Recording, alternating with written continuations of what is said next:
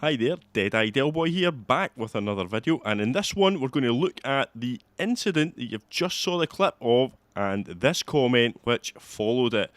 Me being called out for an unsafe rejoin.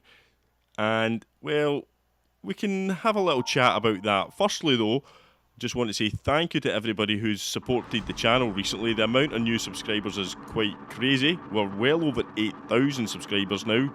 And if you've not subscribed to the channel, you're new around here. If you've been on the channel before and not hit the subscribe button, then it would be amazing if you could and help us potentially get to 10,000 subscribers. That would be the dream. But anyway, here we go. So we've already, in this race, picked up a position because the pole sitter decided to drop back, which was good for me. Gave me some nice clear track, and, well, being in position 1 is always a nice feeling to have, although one that I very often do not hold on to. But this race here is just a vehicle to let me chat to you a little bit about that incident you saw at the start, because we're going to then have a look back at it in a bit more detail. But while we do that, let's just talk about the rejoin.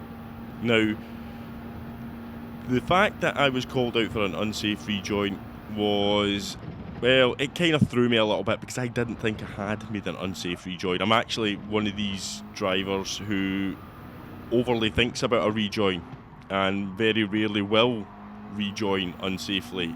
And if I do, it is never intentional. So, what is an unsafe rejoin? Well, we're going to have a look at that, aren't we? We're going to decide. With your help, we're going to decide whether or not I've made an unsafe rejoin. But, you know, judge, jury, executioner, that is you guys out there today. But as we do that, let's just have a look at the final stages of this race, because you can see it in the radar. We're now having a battle at the end of lap 2 for the pole, well, for lead position. We've got the Hungarian driver on our right hand side. He sensibly backs out there because it's really difficult to go too wide. But out of nowhere, this guy comes through. Look at the way he weaves through on the radar there. I had no idea he was even coming through. I got a bit of a fright actually when I seen him. And he's in a Honda. He's not even in the OP car. So this guy's clearly got a bit of pace. So here we are, 2 McLarens and myself now back in 3rd position. We're chasing down the Honda NSX, and I'm having a little look up the inside, trying to, well, hopefully force an error. The Hungarian dived across at the last second, hoping to force an error, maybe block me off, I'm not sure. But yeah, this race B round Spa, although it is short, it's only 3 laps, it is actually a pretty interesting race, and there is some really good racing to be had up the front.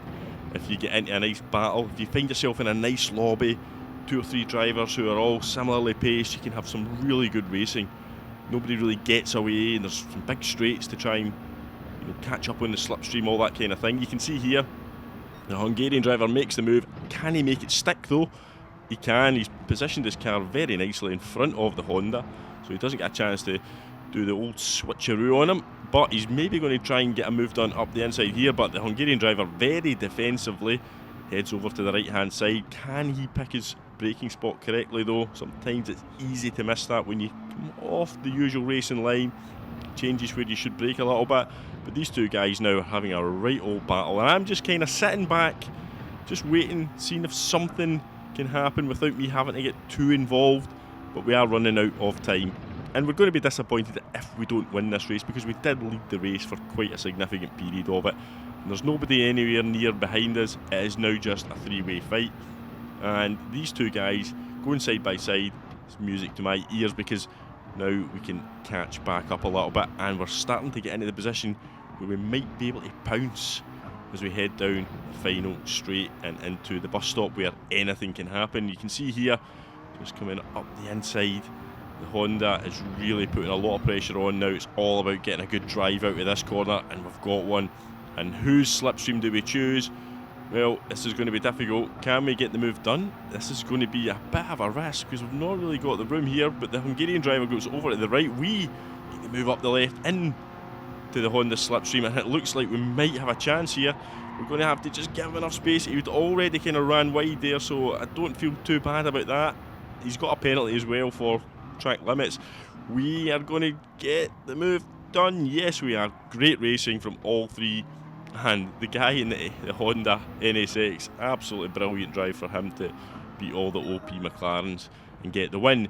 Now, that was that. A good race, settled me down. I went back and I looked at this unsafe rejoin. Now here we were coming down here behind the Hungarian and we lost the back end on the curb there, onto the grass. We fight it manfully and keep the car on track, rejoining quite safely I thought, and then out of nowhere we've got the Romanian driver just absolutely coming flying into the braking zone. But what I don't understand is, why did he come across the front of my car just slightly there?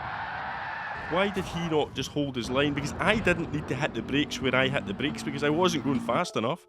But he's there. He just needs to hold his line. I'm back on the track. He can see where I have rejoined. I have not compromised anybody's car and anybody's line. There's no other place I could have rejoined. And I made sure when I came onto the track that it was safe. But if you just see here, if we slow it down, for some reason at the last second, he just starts drifting across to the left and comes into contact with my car as much as anything else. Now, again, this is an example here. You look, I actually stop the car and don't rejoin.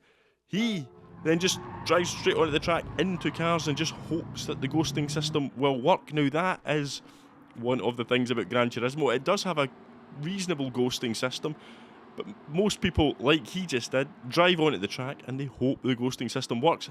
That's something I rarely do. I stopped the car there, you can see, and didn't rejoin when he was rejoining. The rejoin against him, well, I don't think there was a problem with it. I came back onto the track, where the only safe place I could, and at the last second, in the braking zone, he comes across, hits the brakes, and I've got nowhere to go. Let me know in the comments what you think. Was I at fault? Was my rejoin unsafe? What do you think about people rejoining in general in Gran Turismo? It can be quite off-putting. But thanks for watching. Hope you've liked the video. Just a brief one.